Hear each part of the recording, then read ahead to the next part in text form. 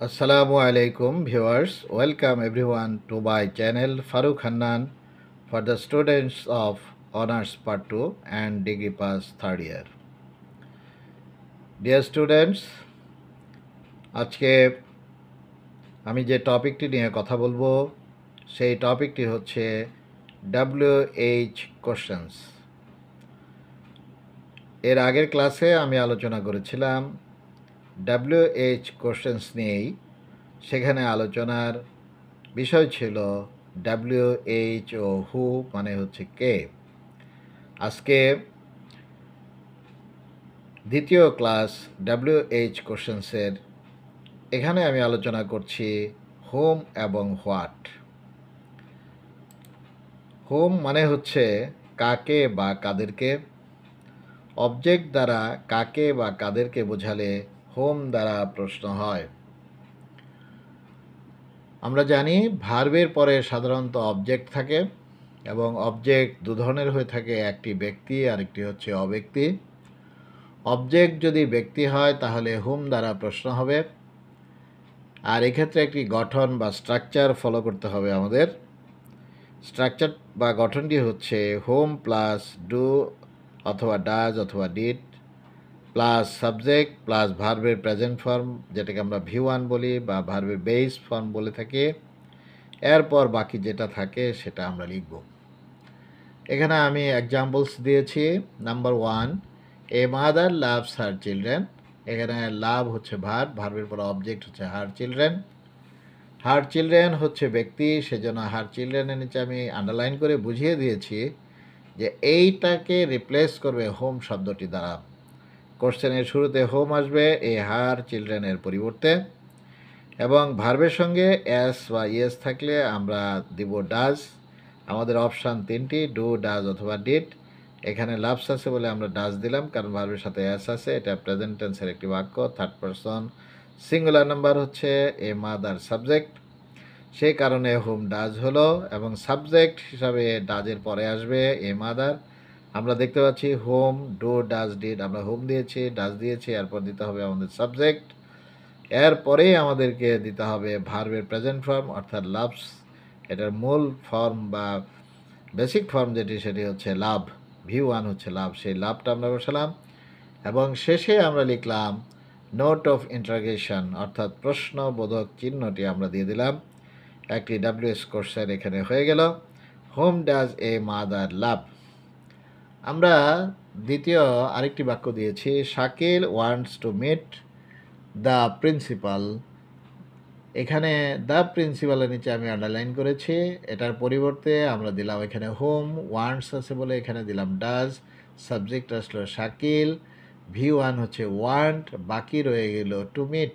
সেই বাকি যেটা রয়েছিল সেটা আমরা শেষে দিয়ে প্রশ্নবোধক চিহ্ন দিয়ে দিলাম। How does Shakil want to meet. এরপরে আমরা পাচ্ছি এখানে nobody believes a liar. A liar এর পরিবর্তে আমরা দিচ্ছি হলো হোম, এরপরে দিলাম আমরা ডাজ, সাবজেক্ট আসলো নোবডি, V1 হচ্ছে আমাদের বিলিভ।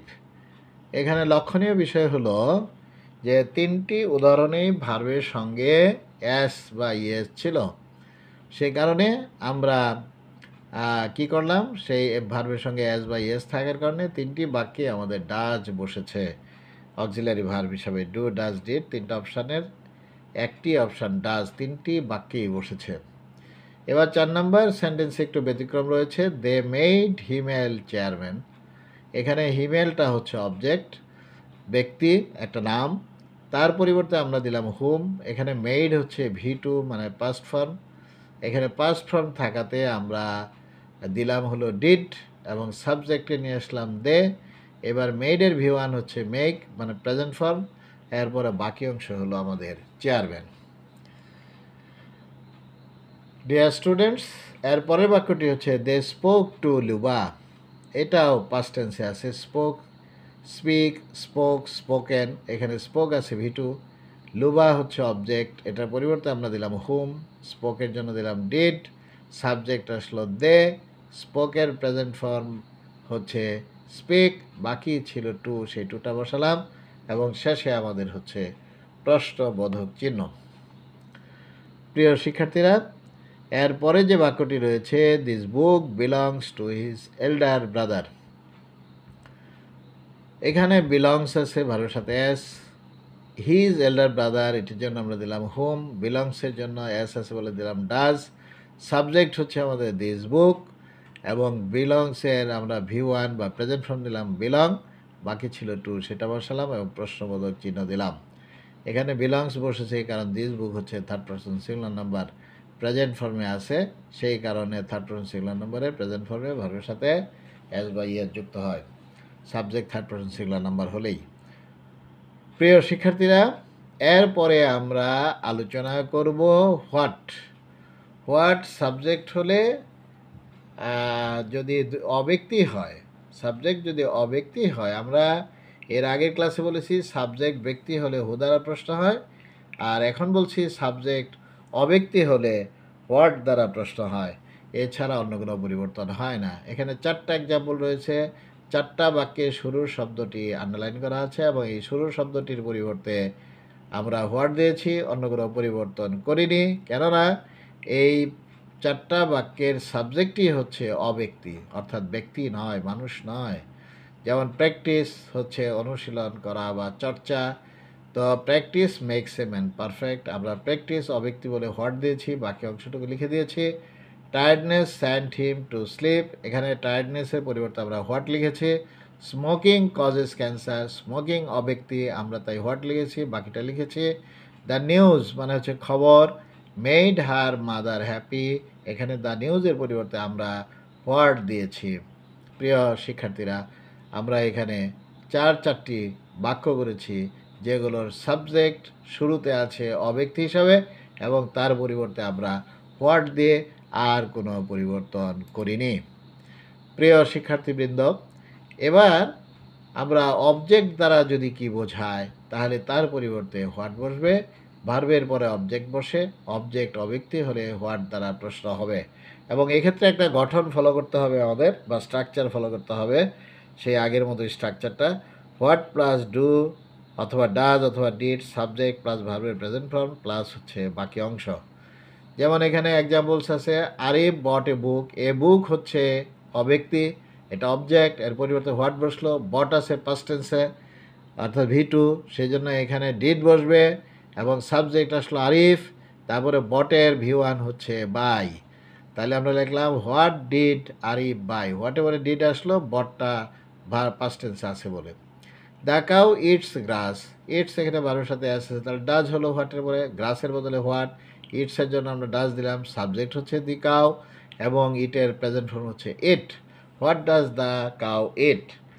দ্য বয়েজ এখানে বহুবচন, প্লে V1 হিসাবে আছে এখানে, ক্রিকেটের নিচে আন্ডারলাইন অব্যক্তি, আমরা ক্রিকেটের বদলে হোয়াট দিলাম, এবং প্লে যেহেতু V1 এটার সঙ্গে এস বাই এস নাই, সুতরাং ডাজ হবে না, এখানে এখানে হবে ডু, সাবজেক্ট দ্য বয়েজ এবং প্লে হচ্ছে V1, তার মানে what do the boys play.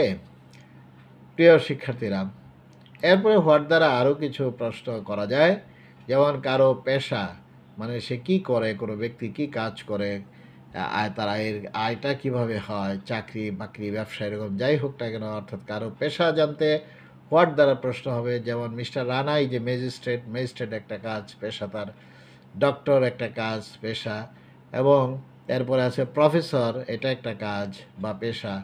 তো এইগুলো জানার জন্য হোয়াট দ্বারা প্রশ্ন করা যাবে। আমি আন্ডারলাইন করেছি প্রথম বাক্যে মিস্টার রানাই যে ম্যাজিস্ট্রেট, এখানে এই ম্যাজিস্ট্রেট হচ্ছে এই ম্যাজিস্ট্রেট যদিও ব্যক্তি, কিন্তু এই ম্যাজিস্ট্রেট আসলে পেশা, একটি পেশা বা কাজ, তার বৃত্তির জীবিকার উপায়। এই ম্যাজিস্ট্রেটের এই পেশা সম্পর্কে জানতে হলে এই ম্যাজিস্ট্রেট শব্দটার পরিবর্তে, এই শব্দ দুটোর পরিবর্তে আমরা লিখেছি এখানে হোয়াট, এবং এখান থেকে ভার্ব নিয়ে এসেছি ইজ, সাবজেক্ট চলে এলো আমার মিস্টার রানা, অর্থাৎ হোয়াট ইজ মিস্টার রানা। এরপরে আছে my sister is a doctor, what is your sister, my মানে আমার বোন, এখানে যিনি প্রশ্ন করতেছেন তিনি তো আমার বলবেন না, তিনি বলবে তোমার বোন। এই জন্য এখানে নোট দিয়েছি যে প্রদত্ত বাক্যে ফার্স্ট পারসন থাকলে WH কোশ্চেনে সেকেন্ড পারসন হয়ে থাকে।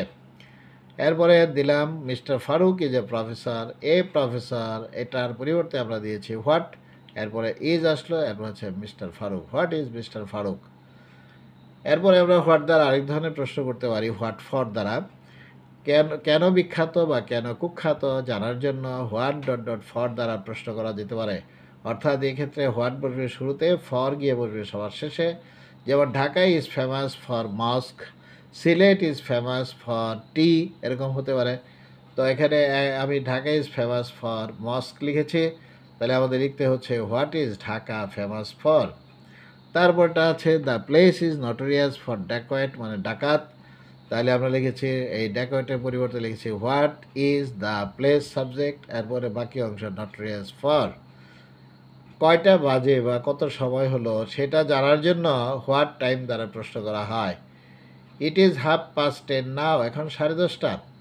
এই 10:30, এই 10:30টার পরিবর্তে আমরা লিখলাম হোয়াট টাইম, ভার্ব হিসাবে এখান থেকে নিয়ে আসলাম এজ, সাবজেক্ট হচ্ছে আবার ইট, এরপরে আমরা লিখেছি নাও, তার মানে হোয়াট টাইম ইজ ইট নাও। প্রিয় শিক্ষার্থীবৃন্দ, এখানে আজকে যে আলোচনা করলাম সেগুলো হচ্ছে হোয়াট সম্পর্কে বিস্তারিত আলোচনা হয়েছে, হোম সম্পর্কে আলোচনা হয়েছে, হোয়াট কখনো সাবজেক্টের পরিবর্তে বসলো, কখনো অবজেক্ট রূপে বসলো, আমরা আলোচনা করলাম। এছাড়াও কারো পেশা জানার জন্য, সময় জানার জন্য, কেন বিখ্যাত এগুলো জানার জন্য আমরা হোয়াট দিয়ে প্রশ্নগুলো শিখে ফেলবো, এখানে আলোচনা করা হয়েছে। তো আশা করি তোমরা বারবার প্র্যাকটিস করে নিজেদের কবজায় নিয়ে আসবে এই প্রশ্নগুলো, এই লার্নিংটুকু, এই শেখাটুকু যেন তোমাদের স্মৃতিতে অটুট থাকে, অম্লান থাকে, দোয়া করি। তো আজকে আর বিশদ কোনো আলোচনা নয়, এবার আমি বিদায় নিচ্ছি তোমাদের কাছ থেকে। সবাই ভালো থেকো, আল্লাহ হাফেজ, থ্যাংক ইউ সো মাচ।